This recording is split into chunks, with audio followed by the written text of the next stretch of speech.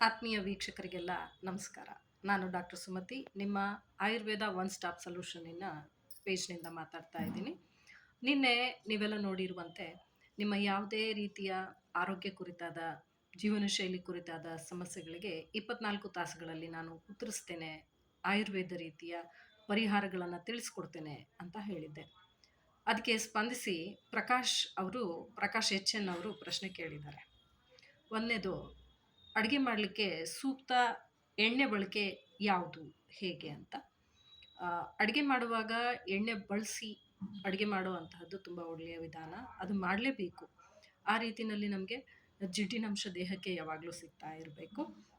ವಿಶೇಷವಾಗಿ ನಾವೆಲ್ಲ ಎಣ್ಣೆ ಬಳಸುವಂಥದ್ದು ಒಗ್ಗರಣೆ ಹಾಕಲಿಕ್ಕೆ ಹೆಚ್ಚಿನ ಪ್ರಮಾಣದಲ್ಲಿ. ನಂತರ ಕರಿದ ಪದಾರ್ಥಗಳನ್ನು ಮಾಡಲಿಕ್ಕೆ, ತಯಾರಿಸೋದಕ್ಕೆ ಎಣ್ಣೆಯನ್ನು ಬಳಸ್ತೀವಿ. ಇದರಲ್ಲಿ ಯಾವುದು ಸೂಕ್ತ ಎಣ್ಣೆ ಅಂತ ಹೇಳಿದ್ರೆ, ಕರ್ನಾಟಕದಲ್ಲೇ ಕೂಡ ಪ್ರಾಂತ್ಯವಾರು ಆ, ವಿಂಗಡೆಯ ಒಂದು ವಾತಾವರಣದ ವಿಭಿನ್ನತೆಯ ಮೇಲೆಗೆ ಹೇಳೋದಾದರೆ, ಒಂದೊಂದು ವಿಭಾಗಕ್ಕೆ ಒಂದೊಂದು ಎಣ್ಣೆ ಸೂಕ್ತ. ಮಧ್ಯ ಕರ್ನಾಟಕಕ್ಕೆ ಶೇಂಗಾ ಎಣ್ಣೆ ಸೂಕ್ತ, ಕೆಳಗಡೆ ಕರ್ನಾಟಕ ಭಾಗಕ್ಕೆ ಶೇಂಗಾ ಎಣ್ಣೆ ಸೂಕ್ತ, ಉತ್ತರ ಕರ್ನಾಟಕ ಭಾಗಕ್ಕೆ ಸೂರ್ಯಕಾಂತಿ ಎಣ್ಣೆ ಹಾಗೂ ಕುಸುಬೆ ಎಣ್ಣೆ ಇವುಗಳನ್ನೆಲ್ಲ ಬಳಸ್ತಾರೆ. ಇದು ಎಲ್ಲದೂ ಒಳ್ಳೆಯದು. ಸೊ ಈಗಂತೂ ಸೂರ್ಯಕಾಂತಿ ಎಣ್ಣೆ ಪೂರ್ತಿ ಭಾರತದಾದ್ಯಂತ ಎಲ್ಲ ಕಡೆಗೆ ಉಪಯೋಗಿಸ್ತಾ ಇದ್ದೀವಿ. ಅದು ಒಳ್ಳೆಯದೇ, ಅದೇನು ತಪ್ಪಲ್ಲ. ಹಾಗೆ ಇನ್ನು ವಿಶೇಷವಾದ ಎಣ್ಣೆಗಳು ಕೂಡ ಇದೆ. ಕುರುಶಾನಿ ಎಣ್ಣೆ ಇದೆ, ಅಗಸಿ ಎಣ್ಣೆ ಇದೆ. ಹೀಗೆ ಪ್ರತ್ಯೇಕವಾಗಿ ಒಂದೊಂದು ಭಾಗದಲ್ಲೂ ಒಂದೊಂದು ರೀತಿ ಇದೆ. ಅದೇ ನಾವು ಕರಾವಳಿ ಪ್ರಾಂತ್ಯಕ್ಕೆ ಹೋದರೆ ಅಲ್ಲಿ ಕೊಬ್ಬರಿ ಎಣ್ಣೆ ಸಿಗತ್ತೆ. ಅಲ್ಲಿ ಎಲ್ಲ ಕೂಡ ಕೊಬ್ಬರಿ ಎಣ್ಣೆ ಉಪಯೋಗಿಸೋದು ಸೂಕ್ತ. ಅಲ್ಲಿ ಶೇಂಗಾ ಎಣ್ಣೆ ಬಳಸುವಂತಹದ್ದು ಅಷ್ಟೊಂದು ಒಳ್ಳೆಯದಲ್ಲ. ಆಮೇಲೆ ಇನ್ನೊಂದು ಪ್ರಶ್ನೆ ಕೇಳಿದ್ದಾರೆ, 2 ಎಣ್ಣೆ ಬೆರೆಸಿ ಒಗ್ಗರಣೆ ಮಾಡುವಂಥದ್ದು ಅಂತ. ಈಗ ಏನಾಗ್ಬಿಟ್ಟಿದೆ, ತರಹೇವಾರು ಚಾನಲ್ಗಳಲ್ಲಿ ಬಹಳಷ್ಟು ಜನಗಳು ಒಂದೊಂದು ರೀತಿಯಲ್ಲಿ ಒಂದೊಂದು ಹೇಳ್ತಾ ಬರ್ತಾ ಇದ್ದಾರೆ. ಆಲಿವ್ ಆಯಿಲನ್ನು ಕೂಡ ಅಡುಗೆಗೆ ಉಪಯೋಗಿಸೋಂಥದ್ದು, ಮೇಲೆ ಹಾಕ್ಕೊಂಡು ತಿನ್ನುವಂಥದ್ದು, ಎಳ್ಳೆಣ್ಣೆಯನ್ನು ಅಡುಗೆಗೆ ಬಳಸುವಂಥದ್ದು, ಈ ಎಲ್ಲ ಒಂದು ವಿಷಯಗಳನ್ನು ನೀವು ಗಮನಿಸಿರ್ತೀರ. ಈಗ ವಿಶೇಷವಾಗಿ ಒಂದು ಪ್ರಶ್ನೆ ಏನು ಅಂದರೆ, ಅಡುಗೆ ಮಾಡಲಿಕ್ಕೆ ಕೊಬ್ಬರಿ ಎಣ್ಣೆ ಮತ್ತು ಶೇಂಗಾ ಎಣ್ಣೆ ಒಟ್ಟಿಗೆ ಬೆರೆಸಿ ಬಳಸಬಹುದಾ? ಶೇಂಗಾ ಎಣ್ಣೆ, ಸೂರ್ಯಕಾಂತಿ ಎಣ್ಣೆ ಬೆರೆಸಿ ಬಳಸಬಹುದಾ ಅಂತ. ಆ ರೀತಿ ಮಾಡಬಹುದು, ಆದರೆ ಅದು ಆರೋಗ್ಯ ದೃಷ್ಟಿಯಿಂದ ಒಳ್ಳೆಯದಲ್ಲ. ಯಾಕೆ ಒಳ್ಳೆಯದಲ್ಲ ಅಂತ ಹೇಳಿದ್ರೆ, ಒಂದು ಎಣ್ಣೆಗೂ ಒಂದೊಂದು ರೀತಿಯ ಒಂದು ಕುದಿಯುವ ಬಿಂದು ಇರುತ್ತೆ. ಸುಟ್ಟು ಹೋಗುವಂತಹ ಒಂದು ಸಮಯ ಅಂತ ಇರುತ್ತೆ. ಆ ಟೆಂಪ್ರೇಚರ್ ರೀಚ್ ಆದಮೇಲೆ ಅವು ಆರೋಗ್ಯಕರವಾಗಿ ಕೆಲಸ ಮಾಡೋದಿಲ್ಲ. ತೀವ್ರತರವಾದ ರಾಸಾಯನಿಕ ವಿಘಟನೆಗಳು ಉಂಟಾಗತ್ತೆ. ಕೆಮಿಕಲ್ ಡಿಕಂಪೋಸಿಷನ್ ಅಂತ ಹೇಳ್ತಾರೆ, ಅಥವಾ ಕೆಮಿಕಲ್ ಬಾಂಡ್ಗಳು ಹೊಡೆದಾಗತ್ತೆ, ಬ್ರೇಕ್ ಡೌನ್ ಆಗತ್ತೆ, ಕೆಮಿಕಲ್ ಬ್ರೇಕ್ ಡೌನ್ ಆಗತ್ತೆ. ಆ ತರಹದ ಒಂದು ವಿಧಾನ ಇರೋದರಿಂದ ಕೊಬ್ಬರಿ ಎಣ್ಣೆ ನೀವೇ ಗಮನಿಸಿರ್ತೀರ, ಸ್ವಲ್ಪ ಜಾಸ್ತಿ ಬಿಸಿ ಮಾಡಿದ್ರು ಬೇಗ ಹೊಗೆ ಆಡಿ ಆ ಪಾತ್ರೆಗೇನೆ ಬೆಂಕಿ ಹತ್ಕೊಳ್ಳುವಂತಹ ಸಂಭಾವ್ಯತೆ ಇರುತ್ತೆ. ಅದಕ್ಕೆ ಹೋಲಿಸಿದ್ರೆ ಶೇಂಗಾ ಎಣ್ಣೆಗೆ ಸ್ವಲ್ಪ ಹೆಚ್ಚಿನ ಮಟ್ಟದ ಶಾಖ ಸಿಕ್ಕಾಗ ಅದು ಚೆನ್ನಾಗಿ ಕಾಯುತ್ತೆ. ಹೀಗಿರುವಾಗ ಅದನ್ನು ಇದನ್ನು ಎರಡನ್ನೂ ಮಿಕ್ಸ್ ಮಾಡಿರುವಾಗ ಅದು ಒಂದು ವ್ಯತ್ಯಾಸ ಆಗುತ್ತೆ. ಕುದಿಯುವ ಬಿಂದು ಅಥವಾ ದ್ರವನ ಬಿಂದು ಅಂತ ಏನು ಕರೀತಾರೆ ಕನ್ನಡದಲ್ಲಿ, ಅವುಗಳು ವ್ಯತ್ಯಾಸ ಇರೋದ್ರಿಂದ ಆ ಎಣ್ಣೆಯಲ್ಲಿ ನಾವು ಯಾವ ಆಹಾರ ತಿನಿಸನ್ನು ಹಾಕ್ತೀವೋ ಅದು ಹಸಿಯಾಗಿ ಉಳಿಬಹುದು ಅಥವಾ ಅತಿಯಾಗಿ ಸುಟ್ಟು ಹೋಗಬಹುದು. ಈ ರೀತಿಯಾದಂತಹ ಆಹಾರ ವಿದಗ್ಧಾಜೀರ್ಣವನ್ನು ಉಂಟು ಮಾಡುತ್ತೆ. ವಿದಗ್ಧಾಜೀರ್ಣ ಅಂತ ಹೇಳಿದ್ರೆ ಅದು ಪಚನ ಸಮಯದಲ್ಲಿ ಮತ್ತು ಪಚನ ನಂತರದಲ್ಲಿ ಅತಿಯಾಗಿ ಉರಿಯನ್ನು ಉಂಟು ಮಾಡುತ್ತೆ, ಉಳಿತನವನ್ನು ತರುತ್ತೆ, ಮತ್ತು ಅದು ನಮಗೆ ಸುಸ್ತು ಮಾಡುತ್ತೆ, ಆಯಾಸ ಜಾಸ್ತಿ ಆಗುತ್ತೆ, ಉಸಿರಾಟದ ತೀವ್ರಗತಿಯನ್ನು ಮಾಡಬಹುದು, ಅಥವಾ ತೀವ್ರವಾಗಿ ಅಜೀರ್ಣತೆಯನ್ನು ಕೂಡ ತರಬಹುದು.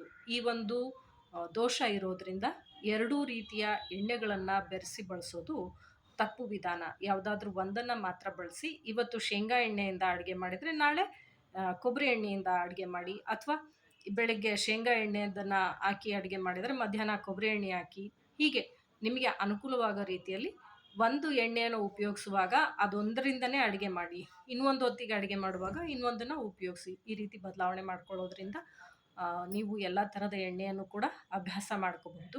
ಹಾಗೆ ಯಮಕ ಸ್ನೇಹ ಅಂತ ಹೇಳಿದ್ದಾರೆ. ಈ ಯಮಕ ಸ್ನೇಹ ಅಂತ ಹೇಳಿದ್ರೆ, ಆಯುರ್ವೇದದಲ್ಲಿ ಸ್ನೇಹದ 4 ಸ್ರೋತಸ್ಸುಗಳನ್ನು ಹೇಳ್ತಾರೆ. ಒಂದು ತೈಲ ಅಂತ ಹೇಳಿದ್ರೆ ಆಯುರ್ವೇದದಲ್ಲಿ ಎಲ್ಲ ಕಡೆಗೆ ಎಳ್ಳೆಣ್ಣೆ ಅಂತ ಒಂದು ಸಾಮಾನ್ಯ ಸೂತ್ರ ಇದೆ. ಔಷಧಿಗಳನ್ನು ತಯಾರಿಸುವಾಗ ತೈಲ ಅಂತ ಹೇಳಿದ್ರೆ ಸಾಮಾನ್ಯ ಸೂತ್ರ ಅಂತ ಹೇಳಿದ್ರೆ ಅದು ಎಳ್ಳನ್ನು ಉಪಯೋಗಿಸ್ಬೇಕು ಅಂತ. ಆದರೆ ಚಿಕಿತ್ಸಾವಾರು ಮತ್ತು ಆಹಾರ ವಿಧಾನದಲ್ಲಿ ಎಣ್ಣೆ ಅಂತ ಹೇಳಿದರೆ, ತೈಲ ಅಂತ ಹೇಳಿದ್ರೆ ಸಸ್ಯ ಮೂಲದಿಂದ ತೆಗೆದಿರುವಂತಹ ಎಣ್ಣೆ, ಅದನ್ನು ತೈಲ ಅಂತ ಕರೀತಾರೆ. ಅದು ಯಾವುದೇ ಆಗಿರ್ಬೋದು, ಕೊಬ್ಬರಿ ಎಣ್ಣೆ ಆಗಿರ್ಬೋದು, ಶೇಂಗಾ ಎಣ್ಣೆ, ಸೂರ್ಯಕಾಂತಿ ಎಣ್ಣೆ, ಇನ್ನು ಏನು ವಿಧಾನಗಳನ್ನ ಹೇಳ್ತಿರೋ ಅದು ಎಣ್ಣೆ. ತೈಲ, ವಸ, ಮಜ್ಜ ಮತ್ತು ಘೃತ, ಇವಿಷ್ಟು ಕೂಡ ಸ್ನೇಹದ 4 ಮೂಲ ಸ್ರೋತಸ್ಸುಗಳು. ವಸ ಅಂತ ಹೇಳಿದ್ರೆ ಕೊಬ್ಬು, ಚರ್ಬಿ ಅಂತ ಏನು ಹೇಳ್ತಾರೋ ಅದು. ಮಜ್ಜ ಅಂತ ಹೇಳಿದ್ರೆ ಮೂಳೆ ಒಳಗಿನ ಸಾಫ್ಟ್ ಸ್ಪಂಜಿ ಟೈಪ್ ಏನಿರುತ್ತೋ ಅದು ಚೆನ್ನಾಗಿ ಬೇಯಿಸಿರುವಾಗ ಅದು ಕೂಡ ತುಪ್ಪದ ಥರ ಹೊರಗೆ ಬರುತ್ತೆ. ಅದು ಕೂಡ ಒಂದು ಸ್ನೇಹದ ಮೂಲ ಸ್ರೋತಸ್ಸು. ಅದರ ನಂತರ ವಿಶೇಷವಾಗಿ ಅಂತ ಹೇಳಿದ್ರೆ ತುಪ್ಪ, ಯಾವುದೇ ಪ್ರಾಣಿಯ ಹಾಲನ್ನು ಚೆನ್ನಾಗಿ ಕಾಯಿಸಿ ಅದನ್ನು ಮೊಸರು ಮಾಡಿ ಆನಂತರ ಅದನ್ನು ಕಡಿದು ಅದ್ರ ಸಾರ ಏನು ಬರುತ್ತೋ ಬೆಣ್ಣೆ, ಅದನ್ನು ತೆಗೆದು ಕಾಯಿಸೋದ್ರ ಮೂಲಕ ತಯಾರಿಸಿದಂತಹ ಸ್ನೇಹವನ್ನು ತುಪ್ಪ ಅಂತ ಕರಿತೀವಿ. ಈ 4 ಮೂಲ ಸ್ರೋತಸ್ಸುಗಳು ಇದ್ದಾವೆ.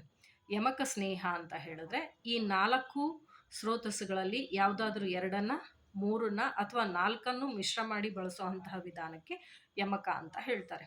ಹಾಗಾಗಿ ಯಮಕ ಅನ್ನೋ ಪದವನ್ನು ಉಪಯೋಗಿಸುವಾಗ ಬಹಳ ಗಮನ ಇರಬೇಕು. ಅದ್ರ ಬಗ್ಗೆ ನಾವೇನನ್ನು ಉಪಯೋಗಿಸ್ತಾ ಇದ್ದೀವಿ, ಆ ಹಿನ್ನೆಲೆಯಲ್ಲಿ ಏನು ಅರ್ಥ ಆಗುತ್ತೆ ಆಯುರ್ವೇದ ವೈದ್ಯರುಗಳಿಗೆ ಅನ್ನುವಂಥದ್ದು ಗಮನದಲ್ಲಿರಲಿ. ಯಮಕ ಸ್ನೇಹ ಅಂತ ಹೇಳಿದ್ರೆ ಬರೀ 2 ಎಣ್ಣೆ ಕೂಡಿಸೋದ್ರಿಂದ ಆಗೋದಿಲ್ಲ. ಮೂಲ ಸ್ರೋತಸ್ 4 ಏನಿದಾವೋ ಅವುಗಳಲ್ಲಿ ಯಾವುದಾದ್ರೂ 2 ಬೆರೆಸೋದು ಅಂತ ಆಗುತ್ತೆ. ಆಗಿದ್ಮೇಲೆ ಅಡುಗೆಯಲ್ಲಿ ನಾವು ಎಣ್ಣೆ ಹಾಕಿ ಅಡುಗೆ ಮಾಡ್ತೀವಿ, ಮೇಲೆ ತುಪ್ಪ ಬೆರೆಸ್ತೀವಿ, ಅಥವಾ ತುಪ್ಪದಲ್ಲಿ ಒಗ್ಗರಣೆ ಹಾಕ್ತೀವಿ, ನಂತರ ಎಣ್ಣೆನೂ ಬೆರೆಸ್ತೀವಿ. ಈ ತರಹ ಒಂದು ಕಲ್ಪನೆ ಇರೋದಾದರೆ, ನೀವು ತುಪ್ಪವನ್ನು ಉಪಯೋಗಿಸೋದಾದರೆ ಅಡುಗೆ ಎಲ್ಲ ಮುಗಿದ ಮೇಲೆ ಅಡುಗೆಯ ಸ್ವಾದ ಮತ್ತು ಘಮ ಹೆಚ್ಚಿಸೋದಕ್ಕೆ ಮೇಲೆ ತುಪ್ಪವನ್ನು ಹಾಕೋದು ಸೂಕ್ತ. ಅದು ತೊಂದರೆ ಮಾಡಲ್ಲ. ತುಪ್ಪವನ್ನು ನೇರವಾಗಿಯೂ ತಿನ್ನಬಹುದು, ಅಡುಗೆ ಮಾಡಿಕೊಂಡು ಕೂಡ ತಿನ್ಬೋದು. ಆದರೆ ಎಲ್ಲ ಎಣ್ಣೆಗಳು ನೇರವಾಗಿ ತಿನ್ನೋದಕ್ಕೆ ಬರೋದಿಲ್ಲ, ಯೋಗ್ಯ ಅಲ್ಲ. ಆದರೆ ಕೊಬ್ಬರಿ ಎಣ್ಣೆ ಎಕ್ಸೆಪ್ಷನ್, ಅದನ್ನು ನೇರವಾಗಿ ನೀವು ಗ್ರಹಿಸ್ಬೋದು. ಹಾಗಾಗಿ ನೇರವಾಗಿ ಸೇವಿಸಬಹುದು. ಅದನ್ನು ಕೂಡ ಅಡುಗೆ ಎಲ್ಲ ತಯಾರಾದಮೇಲೆ ಮೇಲೆ ಅದ್ರ ಘಮ ಹೆಚ್ಚಿಸೋದಕ್ಕೆ, ಅದ್ರ ಸ್ವಾದ ಹೆಚ್ಚಿಸೋದಕ್ಕೆ ಕೊಬ್ಬರಿ ಎಣ್ಣೆಯನ್ನು ಅಡುಗೆಯಲ್ಲಿ ಮೇಲೆ ಉಪಯೋಗಿಸಬಹುದು. ಈ ರೀತಿಯಾಗಿ ನೀವು ಅಡುಗೆ ಮಾಡ್ಕೊಳ್ಳೋದ್ರಿಂದ ಆರೋಗ್ಯಕರವಾಗಿ ಮತ್ತು ಒಂದು ಸೂಕ್ತ ರೀತಿಯಲ್ಲಿ ಸೇವಿಸಿ ನಿಮ್ಮ ಒಂದು ಸ್ವಾದವನ್ನು ಹೆಚ್ಚಿಸ್ಕೋಬೋದು, ಹಾಗೆ ಆರೋಗ್ಯವನ್ನು ಕೂಡ ಹೆಚ್ಚಿಸ್ಕೋಬೋದು. ಧನ್ಯವಾದಗಳು. ಮತ್ತು ಮುಂದಿನ ಪ್ರಶ್ನೆ ಏನೇ ಇದ್ರೂ ಆಯುರ್ವೇದ ಒನ್ ಸ್ಟಾಪ್ ಸೊಲ್ಯೂಷನ್ನಲ್ಲಿ ನಿಸ್ಸಂಕೋಚವಾಗಿ ಕೇಳಿ. ಧನ್ಯವಾದಗಳು. ಮುಂದಿನ ಪ್ರಶ್ನೆಗಳೊಂದಿಗೆ ಮತ್ತೆ ನಾಳೆ ಸಿಗ್ತೀನಿ. ನಮಸ್ಕಾರ.